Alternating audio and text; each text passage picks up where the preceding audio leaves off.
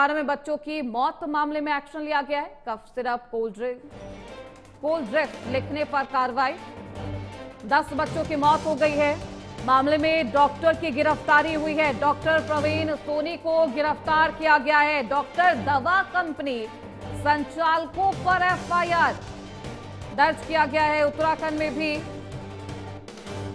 Cough syrup पर सख्त कार्रवाई की जा रही है। एफडीए के मेडिकल स्टोर पर छापेमारी जारी है और बच्चों की मौत ना हो और बच्चों की जान पर ना बनाए, इसको लेकर स्वास्थ्य विभाग की टीम लगातार जांच कर रही है और बच्चों की मौत के मामले में एक्शन भी लिया गया है। 11 बच्चों की मौत अभी तक हो गई है। आपको बता दें, कफ सिरप, कोल्ड ड्रिंक लिखने पर यह कार्रवाई की गई है।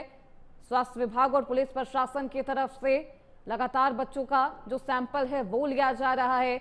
अस्पताल में निगरानी है। अभी तक इस पूरे मामले में 11 बच्चों की मौत हो गई है।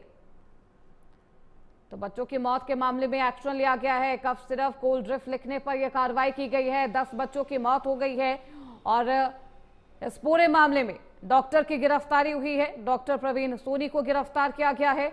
डॉक्टर दवा कंपनी संचालकों पर भी एफआईआर दर्ज की गई है। लोगों को एक ही दवाई लिखी गई है, ये कहना गलत है, क्योंकि एंटी कोल्ड सिरप जो रहता है, जैसे सीज़न चलता है वायरल फीवर का, जो दौर चलता है, इस दौरान में एंटी कोल्ड सिरप लिखे जाते हैं और एंटीबायोटिक दी जाती है। ये कहना मुश्किल है, क्योंकि बहुत सारी दवा एंटी कोल्ड का यूज़ किया जाता है। किसमें कितनी, किसको कितनी दवा लिखे थे ये कहना मुश्किल है। कोई जानकारी नहीं दी गई किसी के द्वारा, कुछ नहीं। जैसे ही नागपुर से चाइल्ड हॉस्पिटल वालों ने सस्पेक्ट जाहिर किया तो उसके बाद से बंद कर दिया। जैसा कि आपको विदित होगा कि कुछ दिन पहले छिंदवाड़ा के परासा सब डिवीजन में बच्चों की असामयिक मौत का एक कुछ घटनाएं सामने आई थी, जिसमें कि इनिशियली बच्चों को खांसी, सर्दी, बुखार की शिकायत होती थी और फाइनली किडनी पे उसका असर होता था और वो रीनल फेलियर की तरफ चले जाते थे, उससे उनकी डेथ हुई है। इस संबंध में जो बच्चों के जो ट्रीटमेंट हुए हैं और जिन डॉक्टरों के द्वारा उनका इलाज किया गया है, उनकी एक जांच जो है की गई थी। जो एक डॉक्टर है, डॉक्टर प्रवीण सोनी, क्योंकि उनके द्वारा मैक्सिमम बच्चों का जो इसमें इलाज किया गया था और उनके द्वारा जो ड्रग है, जो प्रतिबंधित जो ड्रग है कोल्ड ड्रिंक, इसको जो प्रिस्क्राइब किया गया था, तो उनके प्रिस्क्रिप्शन के आधार पर जो ट्रीटमेंट हमने जो दिया है बच्चे के, उस आधार पर उनको भी इसमें आरोपी बनाया गया है। और इसके अतिरिक्त जो मैन्युफैक्चरिंग कंपनी है तमिलनाडु की, श्रीशान फार्मास्यूटिकल्स, उनको भी जो इसमें जो है मुख्य रूप से आरोपी बनाया गया है। इसमें एक एसआईटी का गठन आईजी जोन साहब के द्वारा किया गया है और वो टीम जो है तमिलनाडु भी जाएगी और इस संबंध में आगे जो भी विवेचना होगी वो। तो इस खबर पर ज्यादा जानकारी के साथ हमारे सहयोगी सत्येंद्र सिंह भदौरिया भोपाल से जुड़ चुके हैं। वहीं पर रजनीश दीक्षित हमारे सहयोगी देहरादून से जुड़ चुके हैं। सीधे रुक करते हैं। सबसे पहले मैं सत्येंद्र आपके पास आऊंगी। अभी तक इस पूरे मामले पर क्या कुछ अपडेट है, क्या कुछ एक्शन लिया गया है?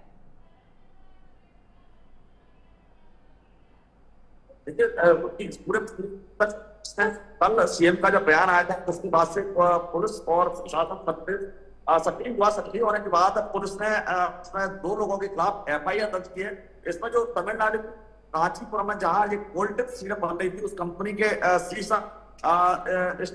जो कंपनी है उसके खिलाफ एफआईआर की और जो यहाँ छिंदवाड़ा में शिशु विभाग के जो डॉक्टर थे प्रवीण सोनी, उनके खिलाफ एफआईआर दर्ज करके उनको देर रात गिरफ्तार कर लिया गया है और उनको आज अभी उनका आदेश जारी हुआ है। उनको सस्पेंड करके उनको जबलपुर अटैच कर दिया गया है।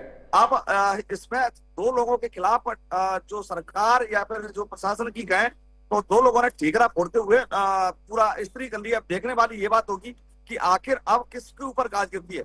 लेकिन अगर 11 मौतों का 2 लोगों को अगर जिम्मेदार ठहराया जाए तो ये नाकाफी होगी और नाइंसाफी होगी। क्योंकि अगर देखा जाए तो भाई इसमें ये एक करके बच्चों की मौत हो रही थी, तब सरकार की नींद क्यों नहीं खुली? चूंकि इन 11 बच्चों में से कुछ को बचाया जा सकता था। ये जब 1 सितंबर के आसपास ये पूरा मामला एकदम निकलकर सामने आया और एक ही तरह से करीब 6 बच्चों की मौत हो जाती, तब अचानक प्रशासन की नींद खुलती है और हॉस्पिटल प्रबंधन नींद से जागता है। उसके बाद इनकी बायोप्सी रिपोर्ट के लिए इनको नागपुर भेजा जाता है। नागपुर जब भेजा जाता है तो उसके बाद जो रिपोर्ट निकल के आती है तो हर कड़ी पर देखा जाए तो किसी ना किसी की लापरवाही देखने को मिली है। लेकिन अभी जो शासन या प्रशासन या सरकार तीनों में से जो कहेंगे तो तीनों में से कार्रवाई सिर्फ 2 लोगों के ऊपर हुई है, एक डॉक्टर और दूसरा कंपनी। तो कंपनी में तो अभी किसी की गिरफ्तारी नहीं हुई है। और दूसरी बात, अगर श्रुति मानने वाली बात यह है, सरकार को कार्रवाई करना चाहिए या सरकार को जो दिशा निर्देश जारी करने चाहिए, क्योंकि कंपनी जो ड्रग बनाती है या कंपनी जो कार्रवाई करती है, जो ड्रग कंट्रोलर जो डीके मॉल है उन पर भी कार्रवाई होना चाहिए। क्योंकि अगर मध्य प्रदेश हो या कोई दूसरा राज्य हो, जिस राज्य में भी दवाई का एंट्री हो रही है या दवाई भी इस राज्य में आ रही है, तो कंट्रोलर जो ड्रग कंट्रोलर अधिकारी है उसकी भी जिम्मेदारी बनती है। लेकिन अभी तक उस पर कोई कार्रवाई नहीं हुई है। अभी सिर्फ 2 लोगों पर कार्रवाई। में सत्येंद्र, कई सवाल है। सवाल ये भी कि आखिरकार बिना जांच के बच्चों की जो ये दवाइयां है वो सप्लाई किस तरीके से होती है, कौन सा ये नेक्सस है जो काम कर रहा था, और क्या मात्र सिर्फ डॉक्टर पर एक्शन लेने से ये जो परिजन है, जो आक्रोश है उनका, वो थम जाएगा, जांच की कार्रवाई यही रुक जाएगी? कई ऐसे सवाल है। आपके पास लौटूंगी सत्येंद्र, लेकिन हमारे साथ हमारे सहयोगी रजनीश भी देहरादून से बने हुए हैं। रजनीश, कोल्ड सिरप को लेकर, कफ सिरप को लेकर जो लगातार कार्रवाई है वो देखने को मिल रही है, उत्तराखंड में क्या कुछ एक्शन लिया गया है? जी श्रुति, अंगद, मैं आपको बता दूं कि जो मध्य प्रदेश और राजस्थान में मासूम बच्चों की मौत हुई है कफ सिरप पीने के बाद, उसके बाद एहतियातन उत्तराखंड सरकार ने भी कदम उठाया है। मुख्यमंत्री पुष्कर सिंह धामी के निर्देश के बाद स्वास्थ्य विभाग के जो सचिव हैं आर राजेश, उन्होंने पूरे उत्तराखंड में समस्त जनपद यानी कि 13 जनपदों में छापेमारी की कार्रवाई की संस्तुति की थी, जिसके बाद हरिद्वार, देहरादून, उधम सिंह नगर कई जगह पर छापेमारी की गई, जिसमें ड्रग विभाग के जो कंट्रोलर हैं इन लोगों ने छापेमारी कार्रवाई की है। आपको बताएं, जो मेडिकल स्टोर्स है, राजधानी की हम बात कर लें देहरादून की, तो जिसमें मोहबेवाला, मोहकमपुर, राजपुर रोड, जाखन, इन सब जगह इलाकों पर छापेमारी हुई है। छापेमारी का जो सीधा जो निर्देश है वो यही है, जो प्रतिबंधित दवाइयां हैं वो वहां पर ना पाई जाएं। इसके अलावा एक एडवाइजरी केंद्र सरकार की भी जारी की गई है। उस एडवाइजरी के तहत ये है कि जो मासूम बच्चे, मतलब 2 साल से नीचे बच्चों को कफ सिरप की कोई दवाई ना दी जाए। इसके अलावा 4 साल के जो छोटे बच्चे हैं उनको जो दवाई देनी है वो दवाई बकायदा बाल रोग विशेषज्ञ के द्वारा लिखने पर ही दी जाए। तो इस एडवाइजरी का पालन करने को लेकर उत्तराखंड में भी स्वास्थ्य विभाग अलर्ट मोड पर आ गया है। उसने एक और जहां मेडिकल स्टोर्स पर ताबड़तोड़ छापेमारी की है, इसके अलावा बकायदा डॉक्टर्स के साथ भी संवाद कायम किया है कि इस तरीके की घटना उत्तराखंड। रजनीश, क्या उत्तराखंड में किसी कफ सिरप पर बैन लगाया गया है, प्रतिबंध लगाया गया है, इस तरीके की कोई जानकारी? देखिए, मैं आपको बताऊं, जो साल्ट है डाइक्लोरामाइड करके बताया जा रहा है, इस साल्ट से रिलेटेड जो भी कफ के सिरप हैं उन पर प्रतिबंध लगाया गया है। उसी को लेकर ये छापेमारी की जा रही है कि आखिर ये सिरप की जो लॉट है वो किसी तरीके से किसी मासूम के लिए जी का जंजाल न बन जाए या मौत की आफत न बने। तो इसको लेकर उत्तराखंड भी अलर्ट मोड पर है और यहाँ पर छापेमारी की कार्रवाई की जा रही है। श्रुति, बिल्कुल, ऐसे में रजनीश, यहाँ पर पुलिस प्रशासन की तरफ से और स्वास्थ्य विभाग की तरफ से दबिश दी जा रही है, छापेमारी की कार्रवाई लगातार जारी है ताकि इस तरीके की कोई गलती ना हो कि बच्चों की जान पर बनाए। हमारे साथ हमारे सहयोगी सत्येंद्र लगातार बने हुए हैं। सत्येंद्र, क्योंकि तमाम एक्शन लिए जा रहे हैं, क्या वहां पर भी छापेमारी की कोई कार्रवाई, कोई दबिश दी जा रही है? और क्या डॉक्टर के अलावा, डॉक्टर प्रवीण क्योंकि गिरफ्तार किए जा चुके हैं, क्या उनके अलावा कोई और भी नाम है जो इस पूरे पुलिस प्रशासन के शिकंजे में सामने आ रहा है?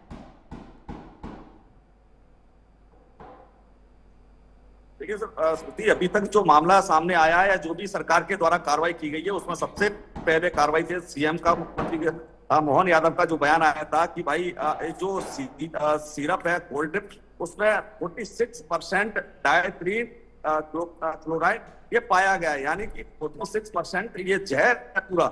अगर ये किसी मासूम बच्चे तो ठीक है, वो मासूम नहीं है, अगर किसी युवा को भी अगर ये दे दिया जाए तो उसकी भी मौत तय मानी जा सकती है, क्योंकि इतना अमानक है ये जहर जिसकी कोई सीमा नहीं है। अब इसमें कार्रवाई की बात करें तो अभी तक इसमें सिर्फ डॉक्टर और कंपनी के खिलाफ एफआईआर दर्ज हुई है, डॉक्टर की गिरफ्तारी हो गई है। लेकिन सवाल वही है कि इन 2 लोगों के खिलाफ कार्रवाई करने से सरकार अपनी कार्रवाई को इतनी सी नहीं कर सकती, क्योंकि बिल्कुल जांच की जो कार्रवाई है वो लगातार आगे बढ़ रही है और आगे क्या कुछ इस पूरे रिपोर्ट और कार्रवाई में खुलासे होते हैं देखना बेहद दिलचस्प होगा। बहुत शुक्रिया आप दोनों का ही, रजनीश और सत्येंद्र, इन तमाम जानकारियों के लिए, क्योंकि 11 बच्चों की पूरे मौत का मामला है। ऐसे में